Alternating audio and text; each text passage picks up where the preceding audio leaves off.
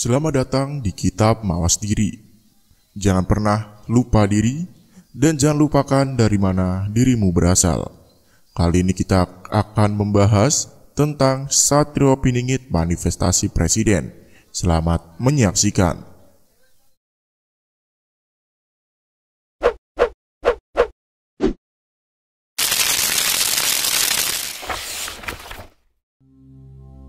Ramalan Prabu Joyoboyo soal Satrio Piningit sampai sekarang merupakan fenomena dan misteri yang belum terungkap.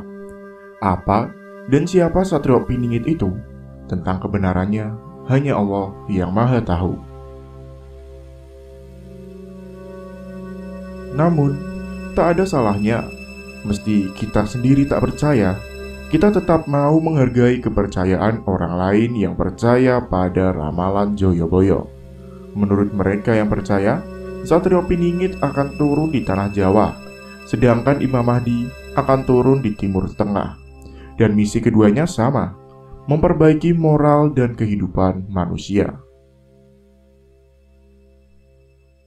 Di dalam ramalan Ronggowarsito, dipaparkan ada 7 Satrio Piningit yang akan muncul sebagai tokoh yang di kemudian hari akan memerintah atau memimpin wilayah seluas wilayah bekas kerajaan Majapahit, yaitu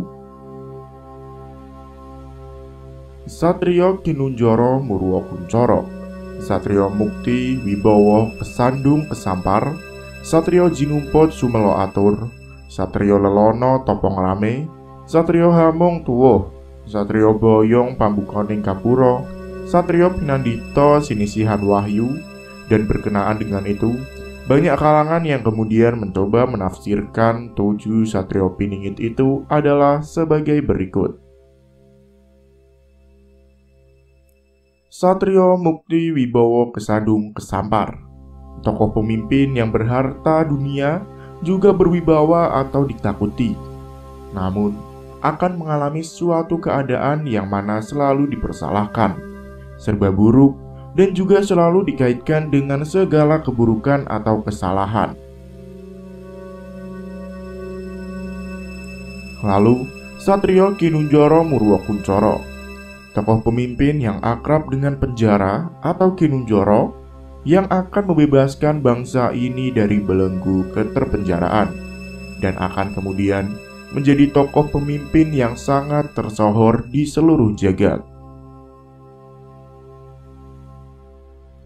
Tokoh yang dimaksud dan ditafsirkan ini adalah sebagai presiden pertama Soekarno, proklamator dan presiden pertama Republik Indonesia yang juga pemimpin besar revolusi dan pemimpin rezim Orde Lama.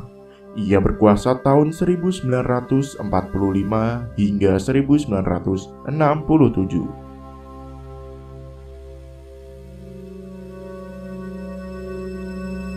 Lalu, Satrio Mukti Wibowo Kesandung Kesampar, tokoh pemimpin yang berharta dunia juga berwibawa namun akan mengalami suatu keadaan selalu dipersalahkan, serba buruk, dan juga dikaitkan dengan segala keburukan atau kesalahan.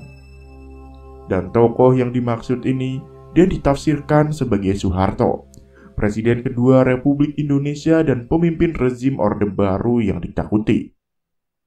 Ia berkuasa tahun 1967 hingga 1998. Lalu, ada Satrio Jinumpot Sumelo Atur, tokoh pemimpin yang diangkat atau terpungut, akan tetapi hanya dalam masa jeda atau masa transisi atau sekedar menyelingi saja. Tokoh yang dimaksud ini ditafsirkan sebagai B.J. Habibie, Presiden ketiga Republik Indonesia. Ia berkuasa tahun 1998 hingga 1999. Selanjutnya, ada Satrio Lelono Topong Rame, tokoh pemimpin yang suka mengembara atau keliling dunia. Akan tetapi, dia juga seorang yang mempunyai tingkat kejiwaan religius yang cukup atau rohaniawan. Tokoh yang dimaksud ini ditafsirkan dan mirip sebagai Kiai Haji Abdurrahman Wahid, Presiden keempat Republik Indonesia. Ia berkuasa pada tahun 1999 hingga tahun 2000. Satrio Piningit Hamongtuo, tokoh pemimpin yang muncul membawa karisma keturunan dari moyangnya, atau Hamongtuo. Tokoh yang dimaksud ini ditafsirkan sebagai Megawati Soekarno Putri, Presiden kelima Republik Indonesia. Dia berkuasa pada tahun 2000 hingga 2004. Selanjutnya, ada Satrio Boyong Pambukanegapuro, tokoh pemimpin yang berpindah tempat atau boyong dan akan menjadi peletak dasar sebagai pembuka gerbang menuju tercapainya zaman keemasan. Banyak pihak yang meyakini tafsir dari tokoh yang dimaksud ini adalah Susilo Bambang Yudhoyono. Ia akan selamat memimpin bangsa ini dengan baik, manakala mau dan mampu mensinergikan dengan kekuatan Sang Satria Piningit, atau setidaknya dengan seorang spiritualis sejati Satrio Piningit yang hanya memikirkan kemaslahatan bagi seluruh rakyat Indonesia, sehingga gerbang mercusuar dunia akan mulai terkuak. Mengandalkan para birokrat dan teknokrat saja tak akan mampu menyelenggarakan pemerintahan dengan baik.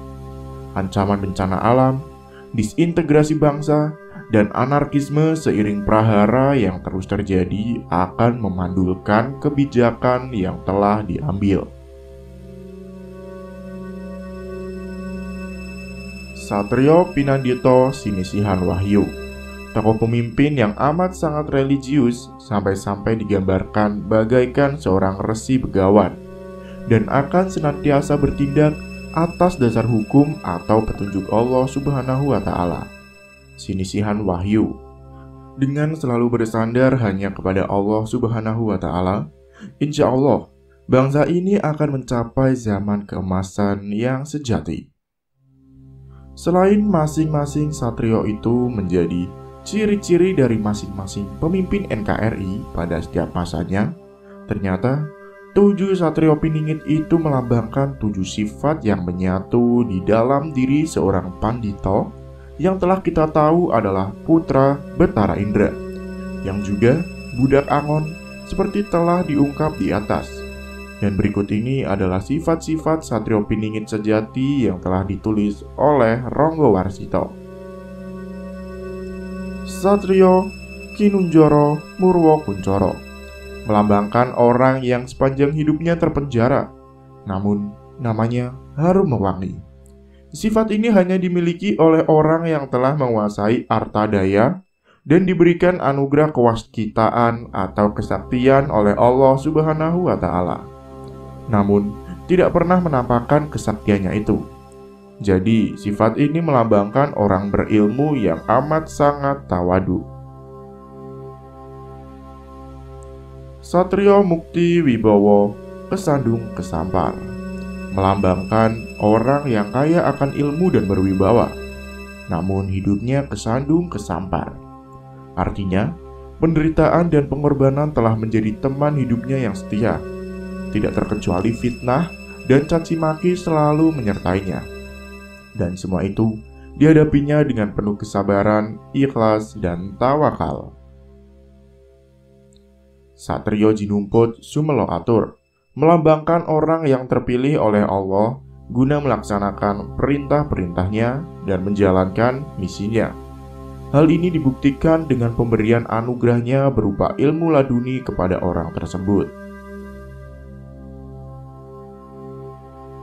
Satrio Lelono Topong Rame, melambangkan orang yang sepanjang hidupnya melakukan perjalanan spiritual dengan melakukan tasawuf hidup, bersikap zuhud, dan selalu membantu atau tertolong kepada orang-orang yang dirundung kesulitan dan kesusahan dalam hidupnya. Lalu, Satrio Hamongtuo, melambangkan orang yang memiliki dan membawa karisma leluhur suci, serta memiliki tuah, karena itu selalu mendapatkan pengayoman dan petunjuk dari Allah. Dalam budaya Jawa, Orang tersebut biasanya ditandai dengan wasilah memegang pusaka tertentu sebagai perlambangannya. Satrio Boyong Pambukoning Gapuro melambangkan orang yang melakukan hijrah dari suatu tempat ke tempat lain yang diberkahi Allah atas penunjuknya.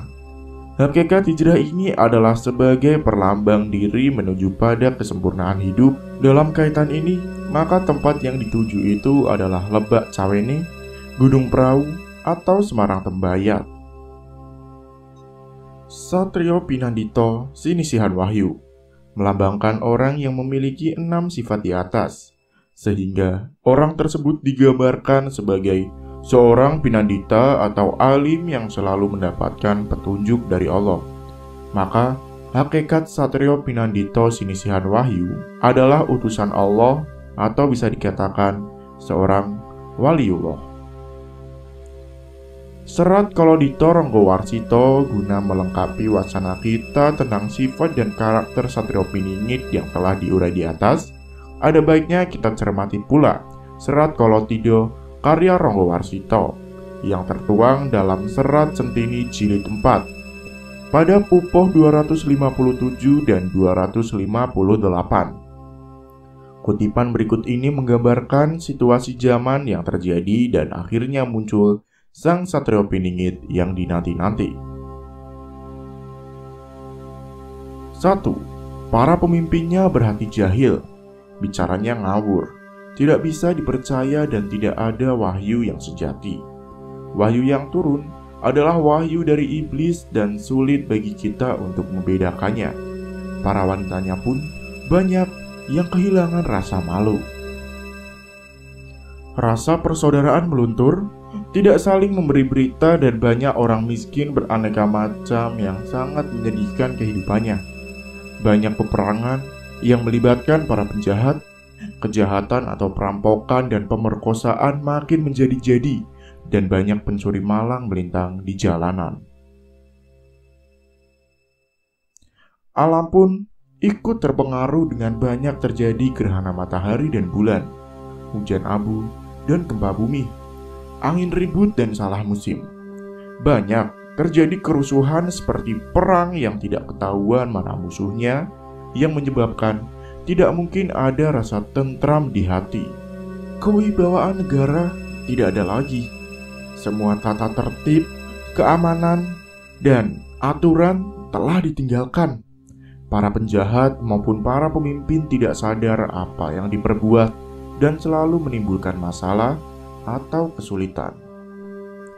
Para pemimpin mengatakan seolah-olah bahwa semua berjalan dengan baik, padahal hanya menutupi keadaan yang jelek, yang menjadi pertanda zaman kolabendu. Makin lama, makin menjadi kesulitan yang sangat, dan berbeda tingkah laku atau pendapat orang senegara. Disertai dengan tangis dan kedukaan yang mendalam. Walaupun kemungkinan dicemooh mencoba untuk melihat tanda-tanda yang tersembunyi dalam peristiwa ini, memberikan peringatan pada zaman yang kalut dengan bijaksana. Begitu agar kejadiannya atau yang akan terjadi bisa menjadi sebuah peringatan. Untuk dibuktikan mengalami zaman gila, yaitu zaman edan, sulit untuk mengambil sikap apabila ikut edan atau tidak tahan. Apabila tidak ikut menjalani, tidak kebagian untuk memiliki harta benda yang akhirnya bisa kelaparan. Sudah kepastian atas kehendak Allah Subhanahu wa Ta'ala yang lupa untuk mengejar keberuntungan, tapi yang sebetulnya lebih beruntung yang tetap ingat dan waspada. Atas izin Allah, zaman kolobendu hilang, berganti zaman di mana tanah Jawa atau Indonesia menjadi makmur. Hilang kutukan bumi dan angkara murka pun mereda.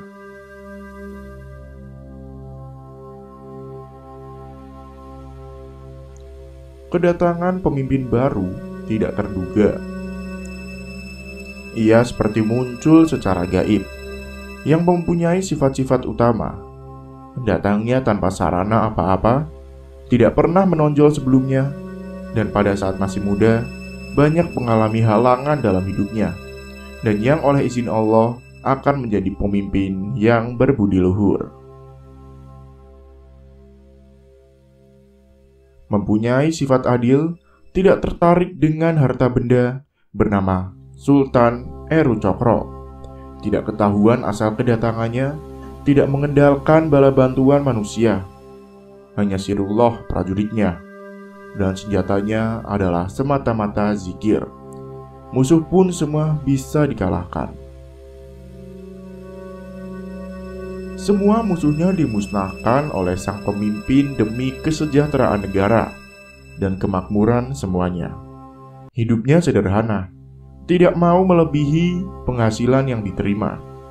Pajak orang kecil sangat rendah nilainya. Orang kecil pun hidup tentram, murah sandang, dan murah pangan. Tidak ada penjahat, semuanya sudah bertobat. Takut dengan kewibawaan sang pemimpin yang sangat adil dan bijaksana. Dari gambaran yang tertulis dalam serat Qolodito di atas, maka kita akan mendapatkan gambaran yang sama dengan apa yang terjadi saat ini. Percaya atau tidak, kenyataannya semua yang telah digambarkan para leluhur Nusantara ini telah terjadi dan sedang berlangsung, serta insya Allah akan terjadi, baik lambat ataupun cepat. Karena apa yang telah dituangkan para leluhur kita dalam bentuk karya sastra adalah hasil olah batin ataupun perjalanan spiritual beliau-beliau di dalamnya, menangkap lambang-lambangnya di alam nyata maupun gaib. Inilah yang diistilahkan dalam Kauroh Jawa sebagai Sasta Jindra Hayuningrat.